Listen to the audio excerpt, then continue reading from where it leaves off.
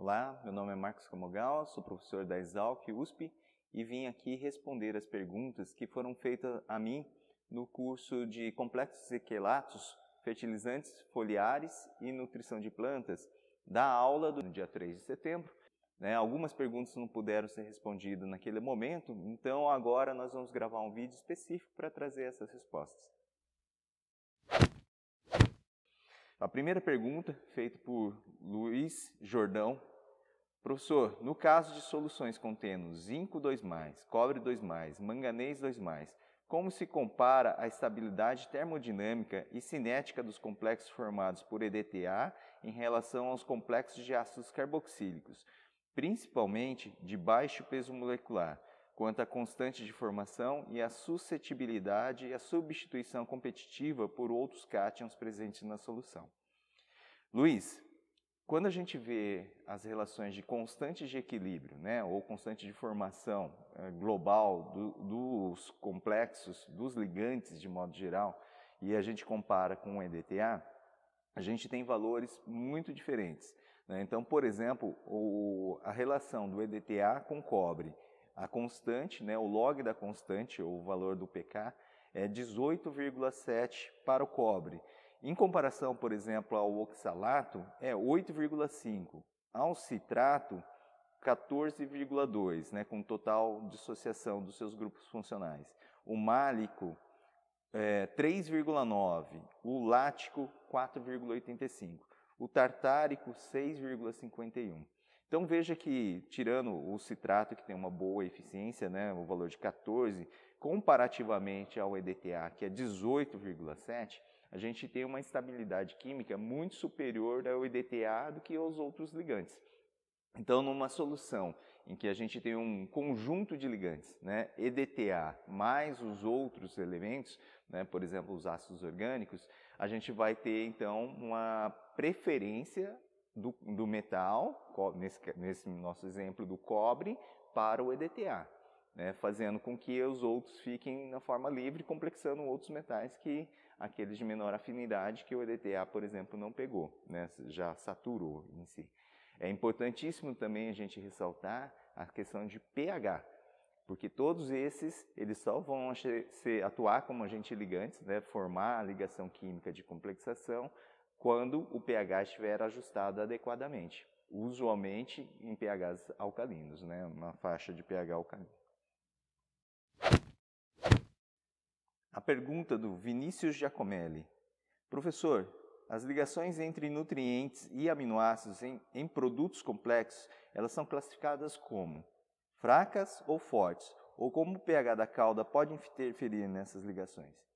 Vinícius, assim como na pergunta do Luiz Jordão, a glicina, os aminoácidos de modo geral, elas têm estabilidade de ligação comparada ao EDTA, por exemplo, que é um ligante de campo forte e com alta estabilidade, elas são baixas.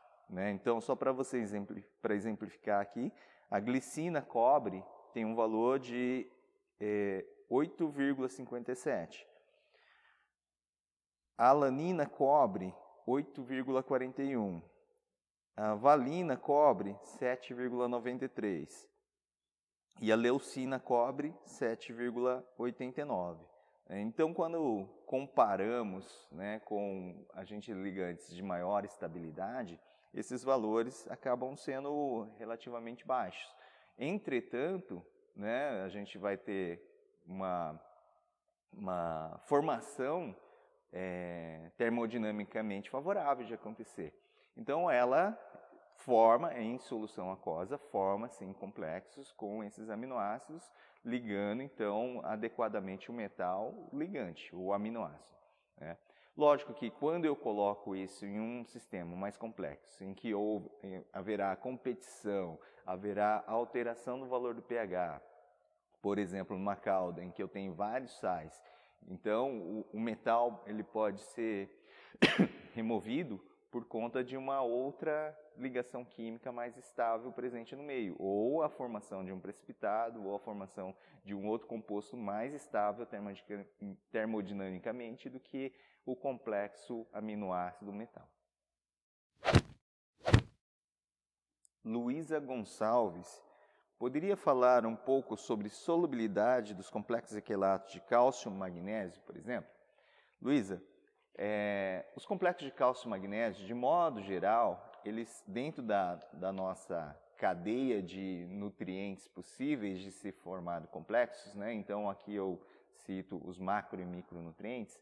O cálcio e o magnésio são aqueles com a menor estabilidade química, né? Então eles formam-se em complexos, mas se eu tiver, por exemplo, cobre, zinco, ferro, manganês, né, todos esses serão preferenciais à ligação com o ligante ao cálcio e magnésio. Então, se eu tenho uma solução em que eu tenho vários nutrientes multielementares, né, e eu coloco uma quantidade limitada de ligante, esses ligantes vão pegar primeiro os mais estáveis e o cálcio e magnésio vai acabar sobrando. Então, só para exemplificar, por exemplo, as constantes de ligação entre EDTA e alguns metais. Ó. Ferro 3, a constante 25,1. Cobre 2, 18,8. Níquel 2, 18,4. Zinco 2, 16,5. Cálcio, 10,7 e magnésio, 8,7. Então veja que cálcio e magnésio fica no fim dessa lista de nutrientes que a gente está trazendo aqui dentro do cenário de reação com EDTA. Então, aqui é uma questão competitiva, no qual a preferência será dada aos outros metais e, posteriormente, cálcio e magnésio. Então, se eu quero fazer uma solução que seja 100% complexada, tem o cálcio e o magnésio 100% complexado, eu tenho que garantir que não tenha outros nutrientes nessa solução também. Uma pergunta que está sem um nome. Em relação ao boro meia, qual seria a forma de determinar se realmente todo boro está complexado com meia, ou somente parcialmente? Vemos no mercado uma diferença muito grande de preços do boro meia. O boro, o ácido bórico, que é utilizado normalmente para fazer a mistura boro-meia, ele tem uma solubilidade relativamente baixa, né? Então, no máximo, a gente consegue dissolver 5,7% do sal, né, do ácido bórico, e isso, em termos de boro, é aproximadamente 1% de boro. Então, a partir do ácido bórico, eu consigo dissolver apenas 1% de boro. Né? Mais do que isso, já vai começar a precipitar e eu não consigo dissolver. Então, o que a gente faz? Adiciona um agente, o meia, no caso, que é um agente que vai reagir com o ácido bórico, fazendo uma neutralização dos H+ do boro e reagindo, formando um borato, formando um composto com o ácido bórico e o meia. Essa solução formada, esse produto formado, ele tem uma solubilidade muito maior. E essa solubilidade faz com que a gente tenha, então, uma capacidade de produzir ou dissolver até 10% de boro, né? Então, nesse caso, como que a gente sabe se o boro vai estar complexado ou não, né? A ausência de precipitado. Se ela tem precipitado, né, normalmente a solução vai saturar com poucos gramas, e então, se houver precipitado é porque ele já não tem a reação química suficiente. Se ela estiver totalmente solúvel, né, pelas condições termodinâmicas, ela tem total reação química com ela. Roniel Ávila. Excelente, professor. Poderia falar das características ligantes do glifosato? Qual grupo se encontra? Qual a força de ligação deles? Bom, Roniel, o glifosato ele é uma molécula que pode atuar como um grupo ligante, formando complexos. Ela tem 3 grupos funcionais que podem formar são doadores de pares de elétrons e podem formar ligações químicas, que é o grupo amino, o grupo fosfonato e o grupo carboxilato. Tá? Desses 3, o grupo amino praticamente não forma ligações químicas, né, de complexação, ficando então o grupo fosfonato e o carboxilato para formar as ligações químicas. Estudos têm mostrado que entre pH 2,8 e 4,5, o manganês permanece praticamente na forma de ácido complexo, né? Então ele permanece em solução. A partir desse pH, em torno de 4 e pouquinho, já começamos a ter a formação do complexo manganês-glifosato, principalmente pelo grupo fosfonato e o grupo carboxilato, né? Então, a partir dessa faixa de pH, existe uma predisposição termodinâmica a formar os complexos de manganês e glifosato, precipitando, muitas vezes, formando um composto sólido a partir desse complexo formado em si, tá? A ligação é bidentada pelo grupo fosfonato e o grupo carboxílico, então formando uma estabilidade química bastante elevada, tá? Samuel Ávila. Já existe alguma norma para a determinação da biodegradabilidade de quelantes verdes? Samuel, na aula eu apresentei para vocês algumas moléculas baseadas em aminoácidos, né, aminoácidos transformados, que podem atuar eficientemente como agente quelantes. Existe sim algumas normativas, como OECD 301, né, que ela faz uma avaliação da degradabilidade desses materiais.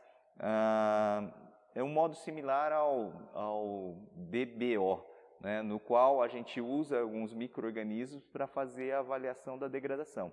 Então, eu preparo uma solução contendo o agente quelante e adiciono um inóculo de micro-organismo que vai fazer essa degradação. E pelo monitoramento do CO2 ou pelo carbono remanescente, eu consigo saber quanto que ele está sendo degradado. Essa taxa de degradação, ela tem alguns índices que eu trouxe aqui.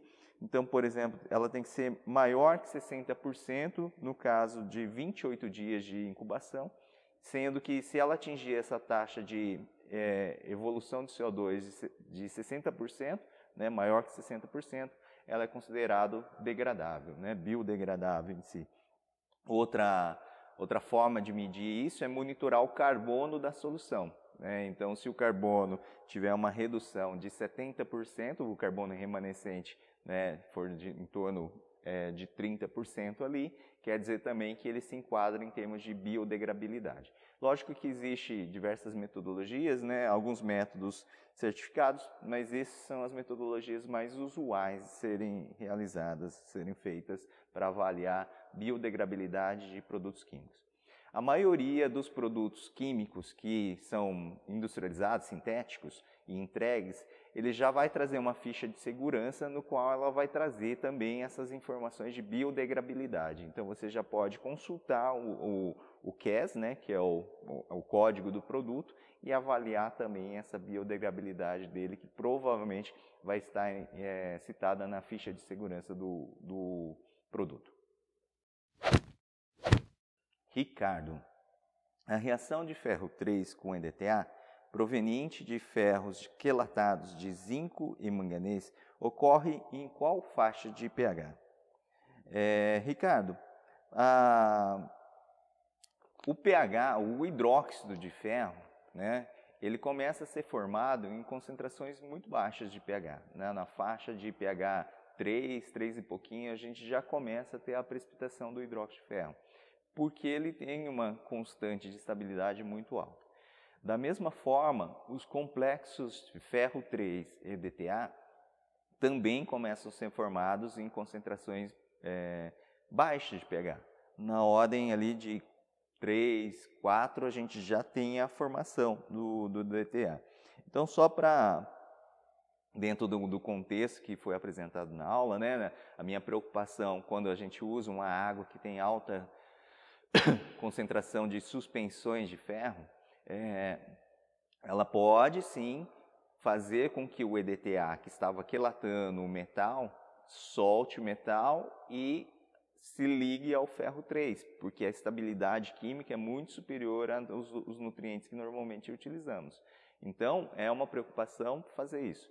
Lógico que, juntando a dureza da água, juntando a contaminação de ferro dessas soluções, dessa água que está sendo utilizada, e todas as misturas que são provenientes da calda, a gente precisa ter, sim, alguns cuidados prévios para poder fazer isso.